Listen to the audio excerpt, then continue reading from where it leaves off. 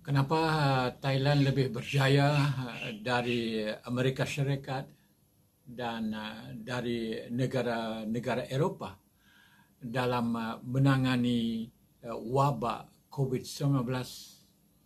Dan ini jawapan saya. Hamba ada cerita untuk dipersembahkan. Assalamualaikum dan salam bahagia para penonton yang budiman sekalian. Dalam 5 minit kali ini saya akan berkongsi dengan anda pengalaman Thailand dalam menangani wabak COVID-19. Kenapa Thailand sekarang ini dilihat oleh seluruh dunia, termasuklah Pertubuhan Kesihatan Dunia WHO memuji Thailand kerana berjaya dalam menangani wabak COVID-19. Bukan berjaya sepenuhnya, tapi berada di tahap menyebabkan penduduk tidak perlu takut kepada wabak 19 pada waktu ini, di mana kalau pergi ke mana-mana kami hanya memakai pelitup muka sahaja, tapi penjarakan sosial itu sudah tidak ada. Tapi kalau di kampung-kampung mereka pelitup muka pun mereka tak pakai lagi.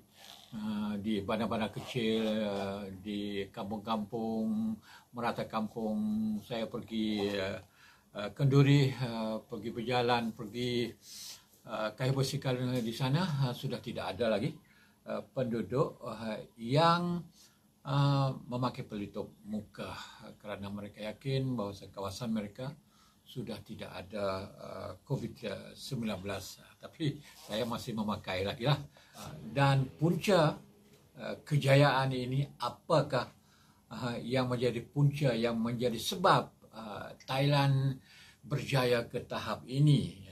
Puncanya adalah kerana Thailand mempunyai jaringan kesihatan yang agak baik di negara-negara sedang membangun, dan jaringan kesihatan ini diadakan sejak 40 tahun lalu menyeluruh ke seluruh Thailand, dan mereka ada golongan dalam jaringan ini yang dipanggil OSOMO.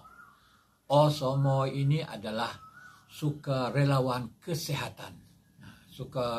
Sukarelawan kesihatan inilah yang bertugas mencegah, bukan sekarang, sejak zaman dulu lagi, sejak zaman SARS dulu lagi, mereka ini memain peranan besar dalam masyarakat.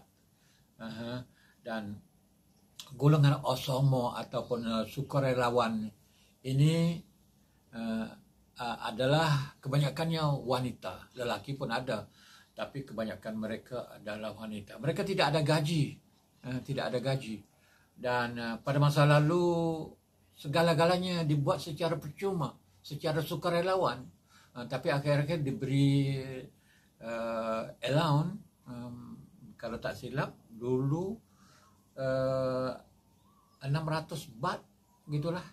600 baht tu kira-kira 70 ringgit, 75 ringgit begitu dalam peringkat awal. Tapi kini dinaikkan, kemudian dinaikkan kepada 1000 baht, iaitu 120 ringgit sebulan. Itu duit yang merupakan boleh dikatakan sebagai allowance ataupun sagu hati kepada mereka. Mereka ini ada hubungan terus dengan hospital atau rumah sakit.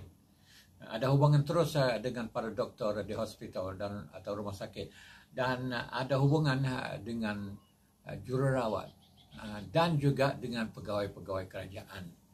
Jadi apabila berlaku sesuatu dalam kampung, ada penyakit merebak, ada wabak, sejenis wabak, mereka terus akan bertindak, menghubungi orang sakit, dibawa orang sakit ke hospital, ke rumah sakit, jumpa doktor, merawatkan orang sakit, begitu yang dilakukan oleh mereka. Dan kadang-kadang mereka sendiri yang mengubat orang sakit itu, sekiranya merupakan penyakit biasa bukanlah penyakit yang berat, selsema ataupun penyakit kudis biasa gitu, mereka sendiri ya, yang bagikan ubat. Seperti demam-demam biasa gini, mereka sendiri bagi ubat. Mereka sendiri yang buat injection. Sampai begitu, mana mereka boleh, mana pandai. Kerja yang dilakukan di setengah-setengah kampung, kerja yang dilakukan oleh Osomo ini lebih banyak, lebih besar daripada yang dilakukan oleh doktor. Sebab penduduk akan panggil mereka apabila jatuh sakit sebelum datang doktor. Itu yang jadi kelebihan mereka. Sebab mereka memang dekat dengan penduduk. Sebab mereka duduk di kampung. Mereka ini berada di rumah. Telepon saja ataupun mungkin tetangganya sakit, terus akan pergi. Dengan itu, mereka ini, kerja mereka adalah sangat penting. Dan mereka inilah yang paling aktif ketika wabak COVID-19 ini merebak di Thailand. Dan dengan bantuan orang-orang lain, sebab bukan kumpulan Osomo ataupun sukarelawan ini saja, ada kumpulan lain di kalangan NGO anak muda, orang kampung. Kalau Osomo itu dalam sebuah kampung ada 1 orang, 2 orang, tetapi ada lagi dalam kampung yang merupakan anak-anak muda. Mereka ini terlibat dengan NGO, pelbagai NGO. Mereka ini juga memain peranan yang penting dalam membantu Osomo, dalam membantu sukarelawan. Sukarelawan dalam kampung ada 1-2, atau pada suatu kampung itu 1 orang. Hanya boleh mengenal pasti pesakit dan bawa pesakit begitu saja. Tapi yang satu lagi sukarelawan, yaitu anak-anak muda yang menyertai NGO tertentu ini lebih aktif lagi dalam memerangi wabak ini. Mereka inilah yang menjadi penjaga kampung dan menyebar, membahagi litup-litup kepada orang kampung. Mereka juga yang membuat mereka litup sendiri dengan peralatan yang ada di kampung. Cuma malah beras, makanan pun mereka juga, kerana mereka ada jaringan yang membagikan kepada penduduk kampung. Ini yang berlaku.